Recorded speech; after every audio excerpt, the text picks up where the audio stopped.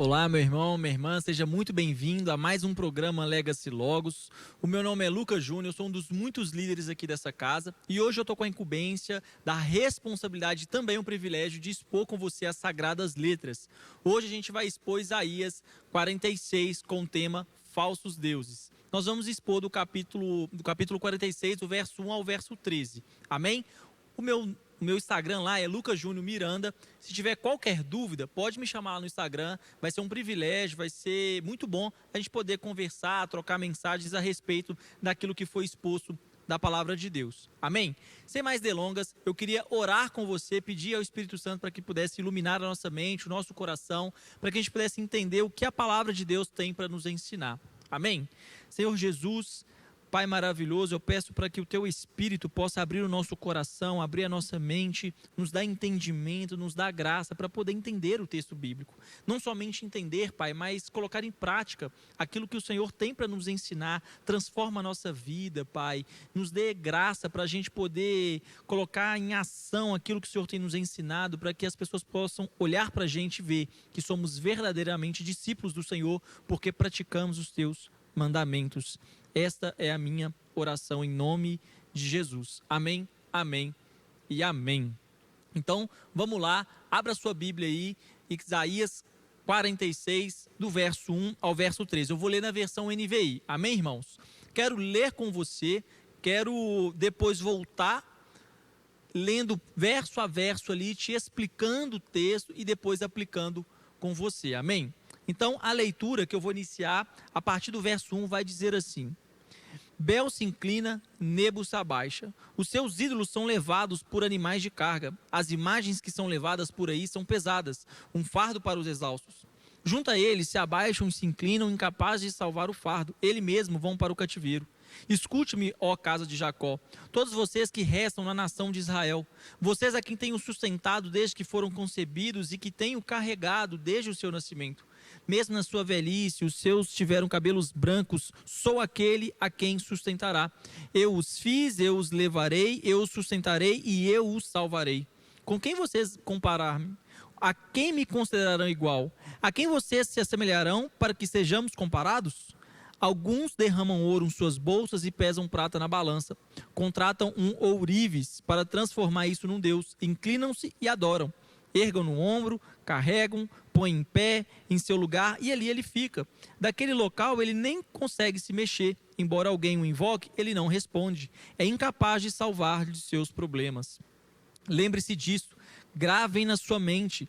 Acolham no íntimo, ó rebeldes. Lembram-se das coisas passadas, das coisas muito antigas. O seu Deus e não há outro.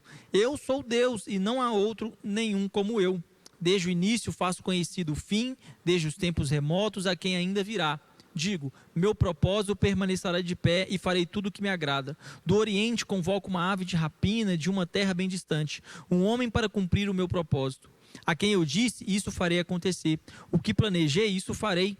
Escuta-me, você que é de coração obstinado, vocês que estão longe da retidão. Eu estou trazendo para perto a minha retidão. Ele não está distante e a minha salvação não será adiada. Concederei salvação a Sião, meu esplendor a Israel. Aleluia. Bendito seja o nome do nosso Deus por essa palavra tão inspiradora, de consolo, de disciplina. Porque a gente vai ver que Isaías, ele tem uma intenção para o seu público ouvinte, também para nós, para que a gente possa compreender que não há outro Deus, somente há um Deus. E por que somente há um Deus? Porque tudo aquilo que ele planeja, tudo aquilo que ele coloca, de fato vai acontecer. E eu queria, antes de voltarmos para o texto bíblico, poder te introduzir para que você compreenda esse pano de fundo, para você poder entender o que Isaías está falando, para quem ele está falando, qual é o seu público e o que a gente pode tirar de lição desse texto para a gente. Amém? Bom, aqui em Isaías 46, a gente está na segunda parte de Isaías. Isaías pode ser dividido em pelo menos 3 partes.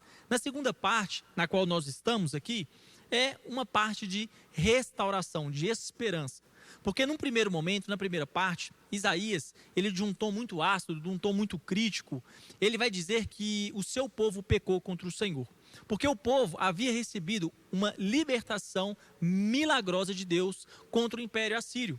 Então o povo se alegrou, obviamente, Mas Isaías ainda dizia, olha, vocês ainda precisam se arrepender, vocês precisam andar em retidão, no caminho certo do Senhor.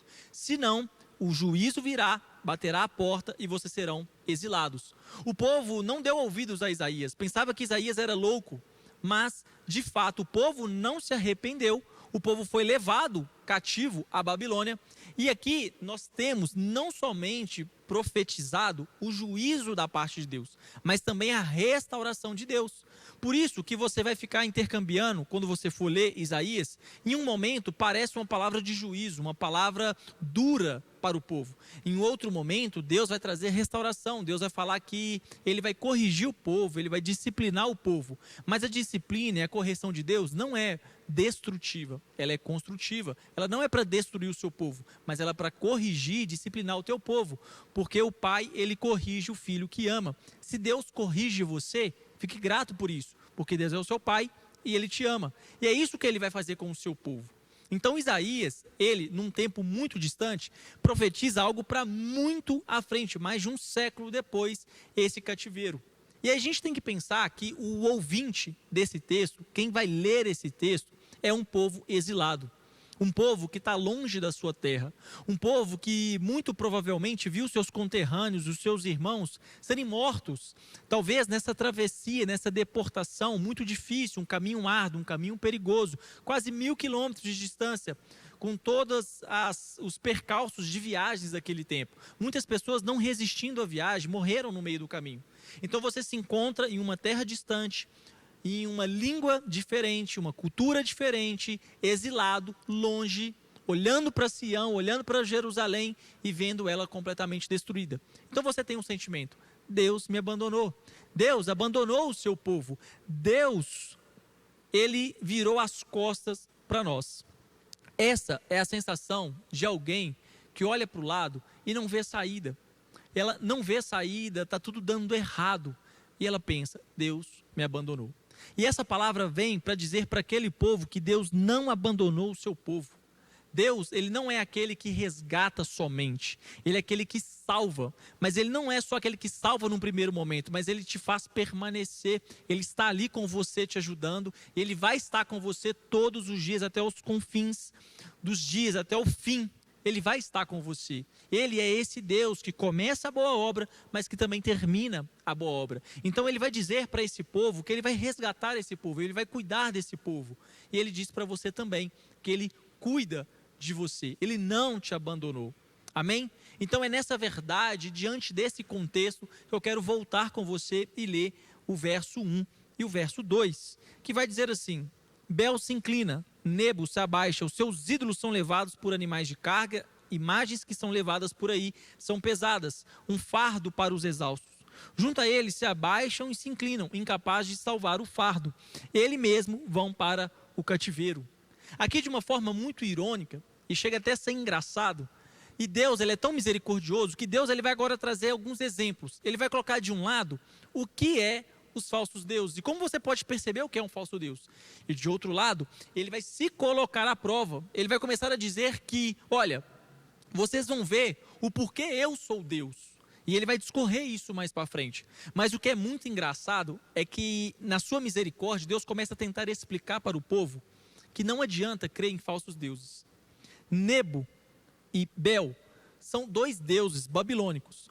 O seu povo, na Babilônia, agora conheceria os deuses babilônicos, a religião babilônica. Mas Deus, de uma forma muito irônica, ele começa a dizer que Bel e Nebo, eles são ídolos, que são levados por animais de carga, são pesados.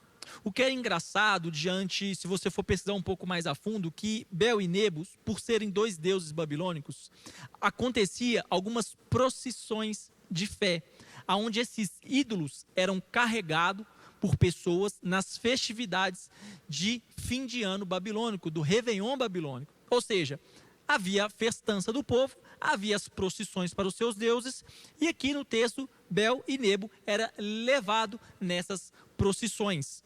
O que é engraçado é que, pensa só, você está confiando num Deus, você está entregando a sua vida em um Deus, mas ele é um Deus que ele nem consegue andar por si mesmo, que você que tem que carregar esse Deus. Aí Isaías está dizendo que, olha, que lógica tem você crer num Deus, você entregar a sua vida a um Deus, que você tem que carregar ele para cima e para baixo.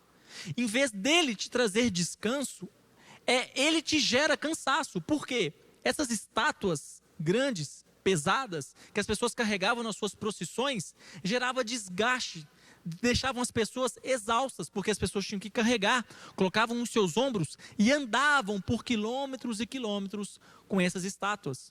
Ou seja, o que é muito irônico a dizer que, irmãos, algo que é maravilhoso, e é muito claro você entender que a vontade do ser humano, quando ele crê num Deus, é que esse Deus, é ele quem guia a vida, não é você que guia Deus.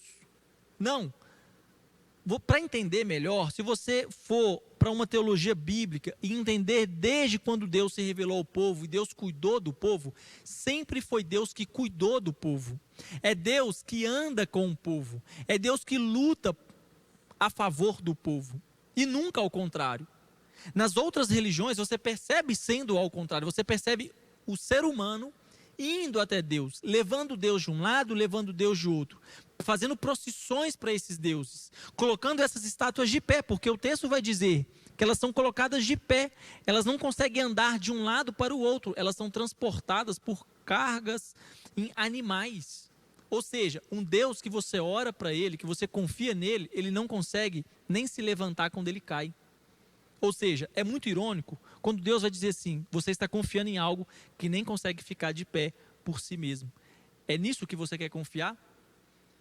E isso, irmão, é maravilhoso porque quando você crê em falsos deuses, quando você deposita a sua esperança em falsos deuses, sabe o que isso vai te gerar? Frustração e cansaço. É o que o texto está dizendo. Elas são pesadas, essas imagens são pesadas, que as pessoas carregam. E as pessoas ficam exaustas. Então, em vez de você entregar a sua vida a Deus e receber descanso, você está entregando a sua vida a um falso Deus e te gerando um cansaço, frustração. E tem um Deus, o único e verdadeiro Deus, que disse assim: vinde a mim, vós que está cansado e sobrecarregado, porque eu vou aliviar você, eu vou tirar o jugo de você, eu vou carregar esse jugo para você, eu vou te dar alívio. Falsos deuses colocam jugo em você, coloca peso em você. E é isso que Isaías está tratando aqui, está tratando para o povo a dizer que se vocês confiarem em mim, eu luto por vocês, eu carrego vocês, eu cuido de vocês. Mas os deuses babilônicos como Nebo, como Bel, são deuses que colocam jugo nas pessoas, que traz cansaço para as pessoas. Então você precisa crer no Deus correto. Se você está depositando a sua esperança em pessoas, em homens, em lugares, em dinheiro, posição social, posição intelectual, política, se você crê que o seu deputado, que o seu político, o seu prefeito vai salvar você, é só questão de tempo para você se frustrar. E continuo, se você acha que o seu pastor vai te salvar, que a sua denominação vai te salvar, que o seu ministério, o seu dom vai te salvar, você vai se frustrar. Entregue a sua vida a um Deus que vai pegar o seu jugo e vai te dar leveza. Amém? Então, não deposite a sua confiança em falsos deuses, porque você vai se frustrar e você vai ficar exausto. É isso que Isaías está ensinando para aquele povo, e essa é a verdade absoluta nos dias de hoje. E o texto vai continuar, versículo 3, versículo 4. Vai dizer assim: escuta-me, ó casa de Jacó, todos vocês que restam na nação de Israel, vocês a quem tenho sustentado desde que foram concebidos, e que tenho carregado desde o seu nascimento, mesmo na velhice, quando tiverem cabelos brancos, sou aquele a quem os sustentará. Eu os fiz, eu os levarei, eu os sustentarei e eu os salvarei. Irmão, é tão lindo, porque no primeiro tópico que lemos, é Deus dizendo que os falsos deuses trazem cansaço. Mas agora vai ter um contraponto. Lembra que Isaías é como se ele estivesse colocando os falsos deuses de um lado versus o verdadeiro Deus. E ele está contrapondo. Então primeiro ele diz que os falsos deuses vão gerar cansaço para você. Vai te gerar frustração. Agora o verdadeiro Deus, olha o que o verdadeiro Deus vai dizer. Que ele sustenta, que ele carrega desde o nascimento, E não só no início da sua caminhada, não só no início, mas até os dias da sua velhice, Deus estará com você. Ele vai te sustentar, Ele vai te levar, Ele vai te salvar. Isso aqui é maravilhoso, irmãos. É maravilhoso. Mas isso aqui requer um nível de confiança. Um nível de confiança. Se você voltar à sua Bíblia, com uma boa teologia bíblica, você vai entender que todo o plano redentivo de Deus requer numa aliança unilateral. Onde Deus, o tempo todo, Ele vem em resgate ao homem. E Ele resgata o homem. Deus luta pelo homem. Todas as guerras do povo de Israel, todas as vezes que Deus lutou pelo povo, o povo saiu vitorioso. Ainda que, por vezes, em guerras, o povo não precisou pegar em uma única espada. Deus lutou por eles e venceu. Quando o povo achou que era forte o suficiente e quis fazer por si mesmo, o povo perdeu. Porque quando o povo confiava em si mesmo, na sua própria força, é aí que eles estavam fracos. Por isso que Deus opera naqueles que são fracos, naqueles que não são cheios de si. Porque quem está cheio de si, não tem espaço para Deus operar ali. E Deus, Ele se opõe aos orgulhosos. Então, durante toda a Bíblia, você percebe Deus guiando o povo. Se a nuvem levantasse e se movesse, o povo se movia. Se a nuvem ficasse parada, a presença de Deus parada e não se movesse, o povo também não se movia. Porque era Deus que movia, era Deus que guiava e o povo ia atrás. Sempre foi assim. E sempre será assim. É Deus quem nos guia, é Deus quem nos direciona. Lá no Novo Testamento, a igreja orava, parece bem ao Espírito Santo e a nós a fazer tal coisa. O Espírito Santo, impelidos pelo Espírito, o Espírito Santo movia, ele guiava a igreja. Nunca ao contrário. Mas perceba comigo que nos falsos deuses, na falsa religião, você que carrega o seu ídolo para cima e para baixo. Como nas procissões, você pega um ídolo de um lado, um ídolo de outro, e é você quem guia o seu ídolo. É você que leva o seu ídolo para a direita, é você que leva o seu ídolo para a esquerda. No fundo, é você quem é o seu próprio Deus. Você só atribui a sua culpa a uma falsa divindade, porque você quer estar bem consigo mesmo, com a sua consciência, fazer o seu bel prazer, fazer a sua própria vontade e atribuir as consequências, atribuir a responsabilidade a uma divindade. Tim Keller tem uma frase maravilhosa que ele vai dizer que se você crê em um Deus que nunca te contraria em nada, que concorda com tudo que você faz, bem provavelmente você criou um Deus da sua cabeça, um falso Deus. E que no fundo, você está sentado nesse trono. Você que governa a sua própria vida. Você que quer decidir o que você vai fazer, o que você não vai fazer. Então, Deus inverte essa lógica. Na falsa religião, as pessoas carregam os ídolos no braço. E no fundo, é elas quem tomam as decisões. Ao contrário da verdadeira religião, onde Deus cuida do seu povo, é Deus quem pega o seu povo no colo. É Deus quem cuida do seu povo. É Deus que fala para você, filho, vai agora. Filho, espere e descansa. Mas é muito difícil, irmãos. Imagina você doido para conhecer a terra prometida. Imagina você doido para caminhar e a nuvem não se mexe. A nuvem não levanta. Aí você acorda, sai da sua tenda, olha para a nuvem está lá. Mas chega uma hora que a gente quer caminhar com as próprias pernas. Chega uma hora que a gente fala, não, Deus não move, Deus não fala, Deus não faz. Eu preciso fazer, eu preciso pegar e resolver a minha situação, porque Deus não resolve a minha situação. Quantas vezes a gente tende a tomar esse impulso por ansiedade, por não querer esperar em Deus, por não descansar em Deus, e a gente sai agindo. É isso que a gente faz, a gente coloca um ídolo no braço e sai correndo, fazendo aquilo que a gente deseja, aquilo que a gente quer. Mas aquele que é guiado por Deus, ele não move enquanto Deus não disser. Ele não anda para frente enquanto Deus não disser para ele, vai meu filho. Essa é a diferença daquele que serve os falsos deuses, daquele que serve o verdadeiro Deus. E o que é lindo é dizer que Deus, ele inicia a caminhada com você, ele continua na caminhada com você e ele termina a caminhada com você.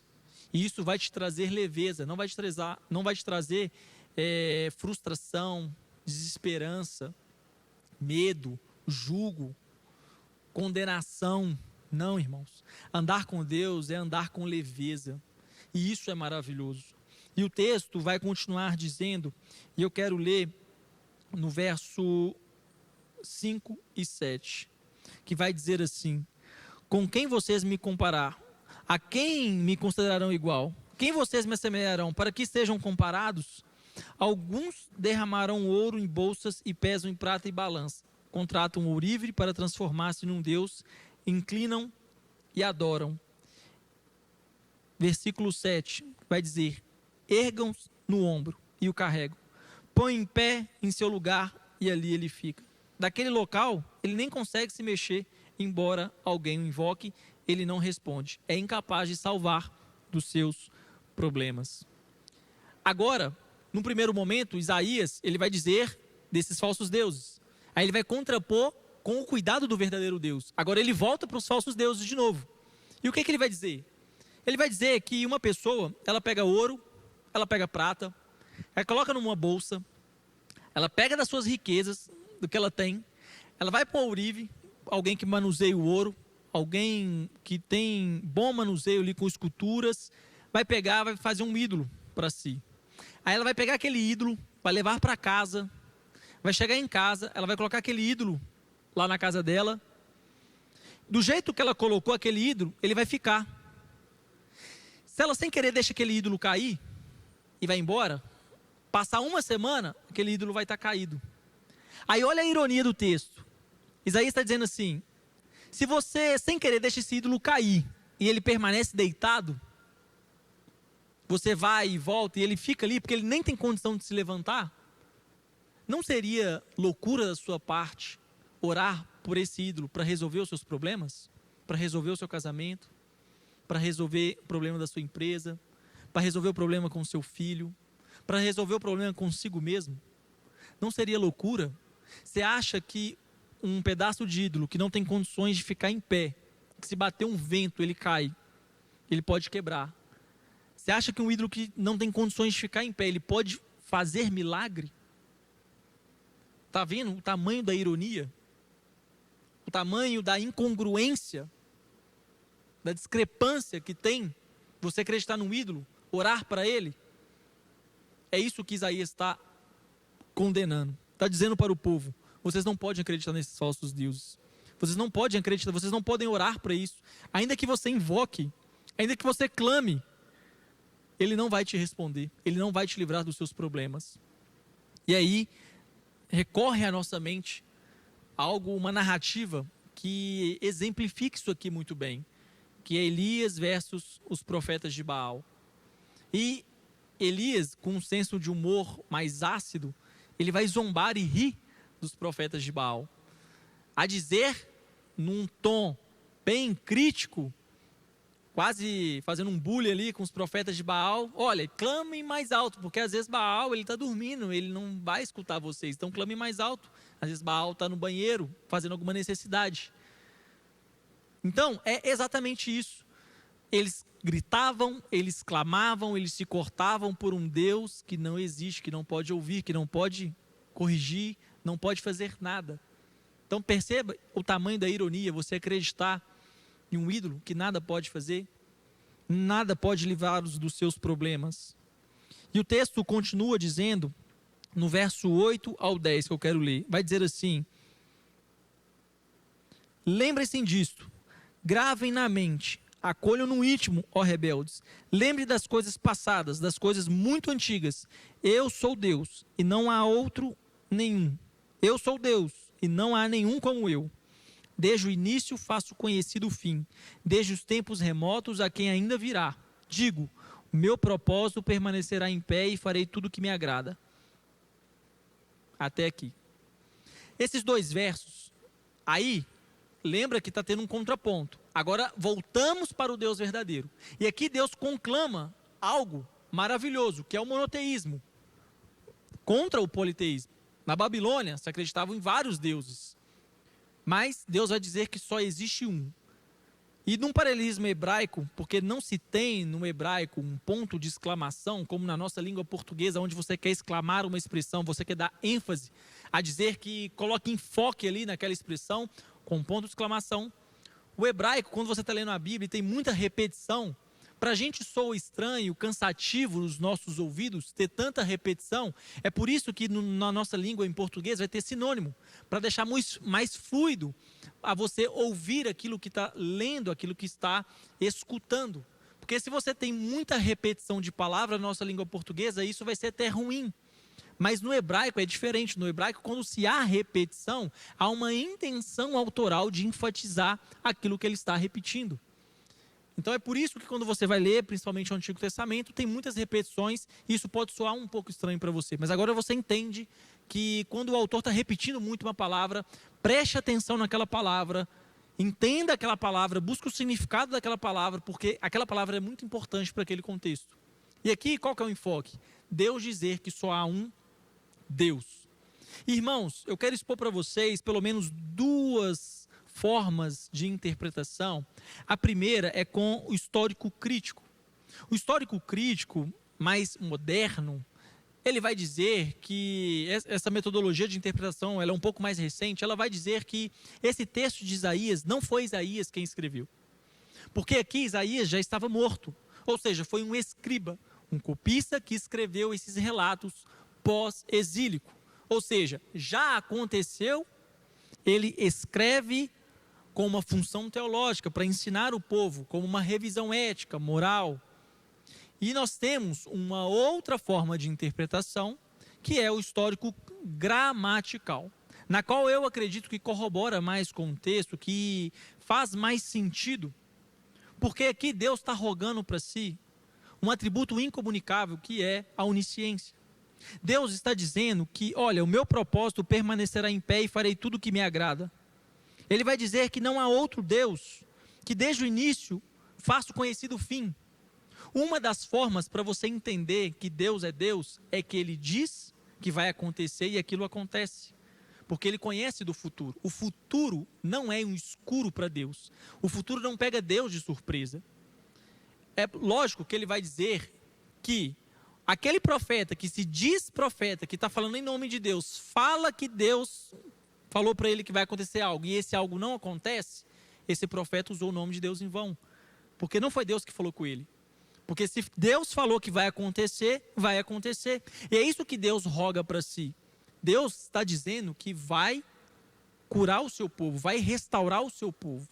Então, por esse método histórico gramatical, nós cremos que sim, Isaías, ele teve a revelação da parte de Deus de enxergar o exílio, de enxergar a restauração, não somente isso, mas vislumbrar uma sombra do Messias, da restauração completa do seu povo, e ele escreveu isso.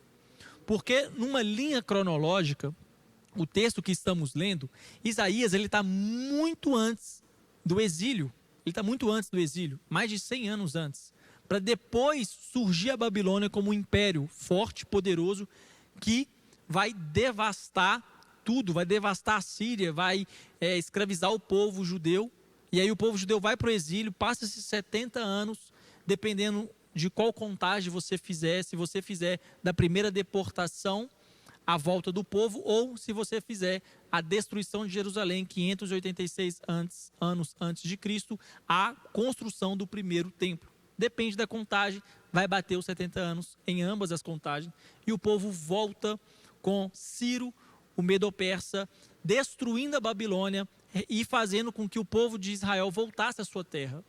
Ou seja, Isaías, ele vislumbra tudo isso, mas de um tempo muito anterior a ele mesmo.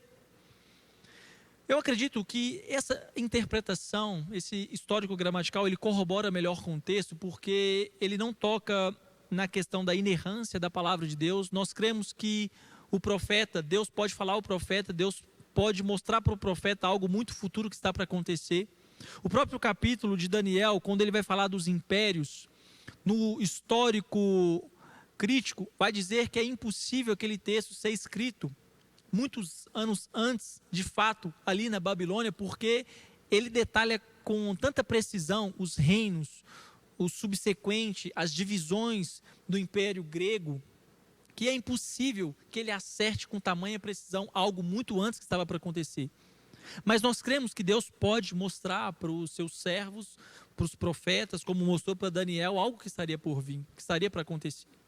Bom, dito isso, é importante entendermos e ir para o texto bíblico com esse entendimento e com essa clareza, porque Deus está rogando para si que Ele é o único Deus. E só um Deus verdadeiro prevê o futuro, só um Deus verdadeiro tem a história na mão. Ele não reage à história, mas Ele escreve a história. E isso muda tudo.